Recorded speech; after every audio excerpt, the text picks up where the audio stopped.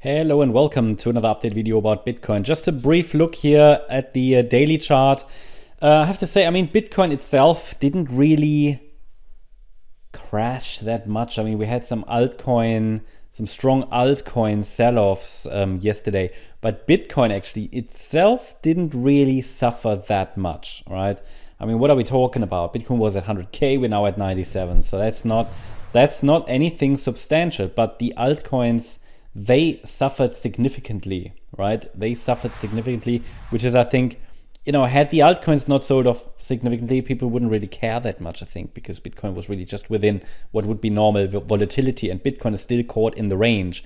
Has this fourth wave started? It's too early to say. It is too early to say. We don't even have a clear 5-wave move down from the recent high. And as you know from previous updates, what did I say? Well, the probabilities on the smaller time frame really balanced. No clear winner yet, even though at the moment in the very short term, the bears seem to be leading. That can change quickly. There was a level I gave you, the level broke, and where we said below that level, the bears are starting to lead. And well, they are doing that, but really only in a wider range. We're going to zoom in a minute, but overall, please still be prepared for that larger fourth wave. It is around the corner, can't be confirmed yet. And to confirm that larger wave 4, I need Bitcoin at least below the previous swing lows of around 90,600 there. These two swing lows from early December and end of November. And then this support area is still on the chart. That's the only support really I can offer at the moment on the daily chart. It's between 68K and 80K, and below 68K, we have the first confirmation that a much larger correction is unfolding, and possibly even something that you could consider a bear market or a substantial correction, right? And we won't be able to confirm that until we break below 68K. We're far away from that, and that is why everybody needs to manage their risk. I've spent a lot of time in recent weeks to talk about the risk, that we are in a larger topping process or larger topping phase. Now that's not going to happen in a day. Price tops are a process, and that it's just so important that I even made a member video about and that's all. You can find that on YouTube. If you are interested in joining the membership on YouTube, you find the exit strategy video, and talked about the end of the bull market, possibly outlook, Q1 and so on. There's enough, and we talked about that in a lot of the public videos as well, in member live streams. But I spent a lot of time focusing on that. Everybody needs to have their exit strategy. When risk is high, it can make sense to take some profits.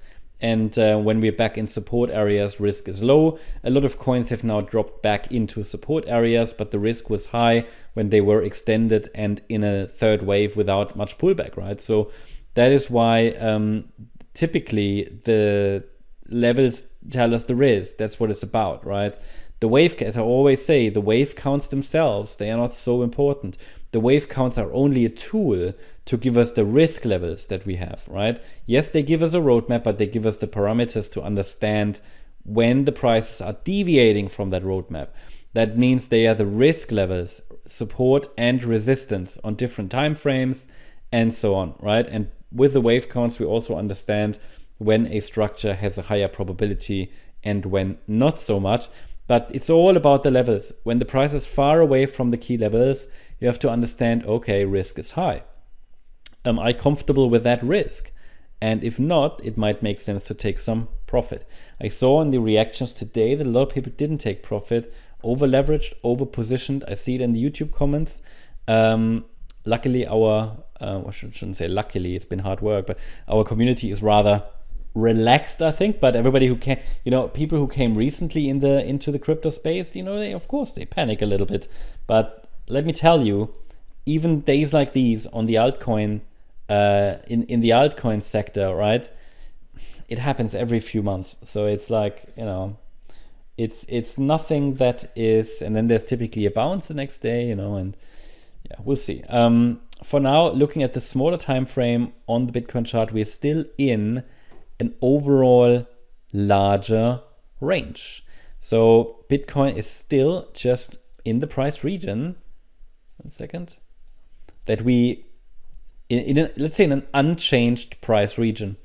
I showed you in previous videos just sort of simply this sort of rectangle, and I said, look, we could just spend some time in this rectangle, or in this range, just between that high and that low. It is a large range between 104K and 91, 92K. And we're spending some time in there at the moment. And Bitcoin hasn't even done anything significantly. So it's more the altcoin sector that's really suffered.